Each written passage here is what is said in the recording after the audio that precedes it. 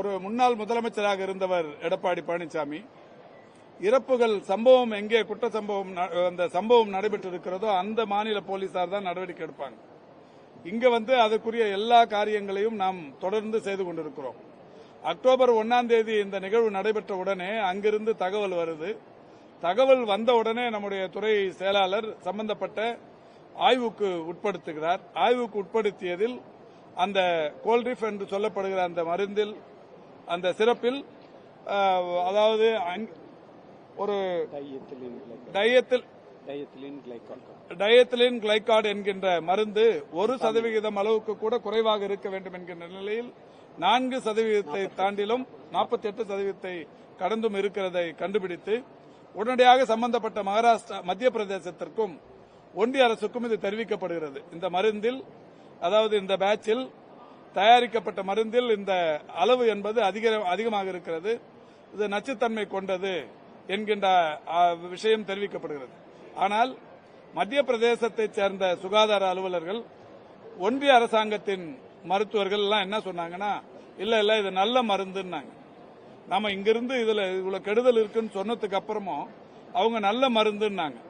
ஆனாலும் இங்க செய்த அந்த பரிசோதனைகளின் அடிப்படையில் வேற எந்த மாநிலமும் பாதிச்சிடக்கூடாதுங்கிற நல்ல நோக்கத்தோட தமிழ்நாடு அரசு உடனடியா ஒடிசா, புதுவை போன்ற மாநிலங்களுக்கும் தாக்கீதுகளை அனுப்பி இந்த கோல்ரீஃப்ல இந்த மாதிரியான பாதிப்புகள் இருக்கு அப்படிங்கறத உடனடியாக சொல்லியிருக்கிறோம்.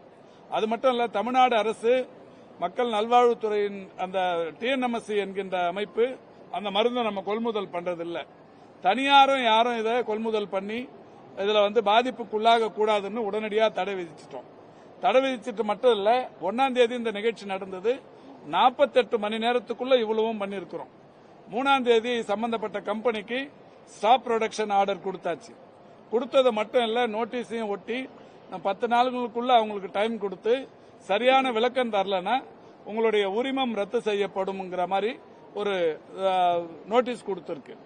நோட்டீஸ் கொடுத்ததுக்கு அப்புறம் அவங்க விளக்கம் 12, 13 தேதி வரைக்கும் நேரம் இருக்கு. இதுக்கு இடையில 7ஆம் தேதியே இந்த மாதிரி ஒரு நச்சுத்தன்மையுடன் கூடிய இந்த மருந்தை கலப்பு செய்ததற்கு அவர்கள் மேல் குற்ற நடவடிக்கை எடுக்கணும் அப்படிங்கிற வகையில அவங்களுக்கு ஒரு கிரிமினல் நோட்டீஸும் கொடுக்கறதுக்கு போனப்ப அந்த உரிமையாளர் தலைமறைவு.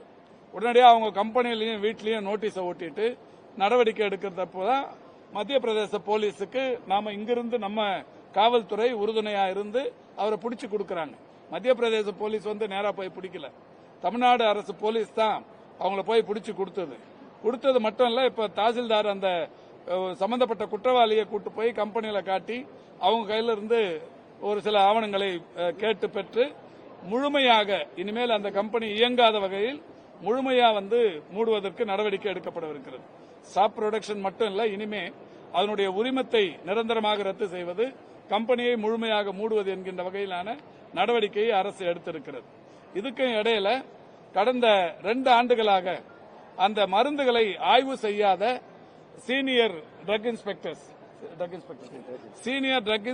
2 பேரை நேற்றுக்கு சஸ்பெண்ட் பண்ணியிருக்கிறோம். இவ்வளவு நடவடிக்கைகளை தமிழ்நாடு அரசு எடுத்திருக்கிற காரணத்தினால் பல்வேறு மாநிலங்களில் ஏற்படவிருந்த உயிரிழப்புகள் தவிர்க்கப்பட்டிருக்கிறது. தமிழ்நாட்டில் அந்த மருந்து தடை செய்யப்பட்ட காரணத்தினால் ஒருவருக்கும் பாதிப்பு ஏற்படாமல் இருக்கிறது. இன்னொன்று, இது ஒரு மிக முக்கியமான பிரச்சனை. தமிழ்நாட்டின் மிகப்பெரிய அளவிலான ஏற்றுமதி சம்பந்தப்பட்ட ஒரு மிகப்பெரிய அளவிலான பிரச்சனை. இதை பூதாகரமா அரசியலாக்கி வேற மாதிரி இந்த பொது இடங்களில் விவாதிப்பது என்பது சரியான ஒன்றாக இருக்காது. இந்தியாவை பொறுத்தவரை வருடத்திற்கு ஒரு தமிழ்நாட்டிலிருந்து 12,000 கோடியிலிருந்து 15,000 கோடி வரைக்கும் மருந்து ஏற்றுமதியில் வர்த்தகம் என்பது அந்த டிரான்சாக்சன் இருக்கு.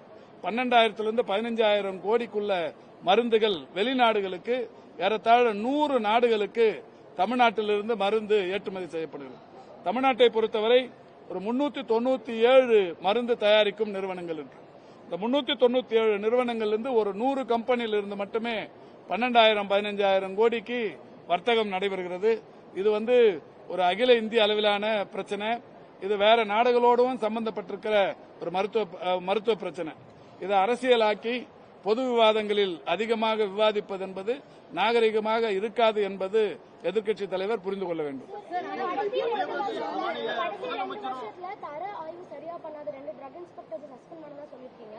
இப்போ 2024ஆம் ஆண்டு சிஐஜி வந்து நம்ம ஹெல்த் டிபார்ட்மெண்ட் ஹெல்த் சர்வீசஸ் பத்தி கொடுத்த ரிப்போர்ட்ல 2016ல இருந்து 21 வரைக்கும் அந்த 5 வருஷ காலகட்டத்துல ஒரு வருஷமும் நம்ம 40% வந்து நம்மளோட ட்ரக் இன்ஸ்பெக்ஷன் டார்கெட் வந்து நம்ம அச்சீவ் பண்ணல. 60% வந்து அப்ராக்சிமேட்டா பண்ணிருக்கோம். 40% வந்து நம்ம ட்ரக் இன்ஸ்பெக்ஷன் டார்கெட்ஸ் வந்து அச்சீவ் பண்ணாம இருக்கோம். ஒரு வருஷமும் 40% அப்ராக்சிமேட்டா அச்சீவ் பண்ணாம இருந்திருக்காங்க. ஸோ இது வந்து இந்த இப்போ நடந்த விஷயமா இல்லாம எல்லா வருஷமுமே இந்த ட்ரக் இன்ஸ்பெக்ஷன்ஸ்க்கான டார்கெட் வந்து நம்ம அச்சீவ் பண்ணாம இருக்குமா?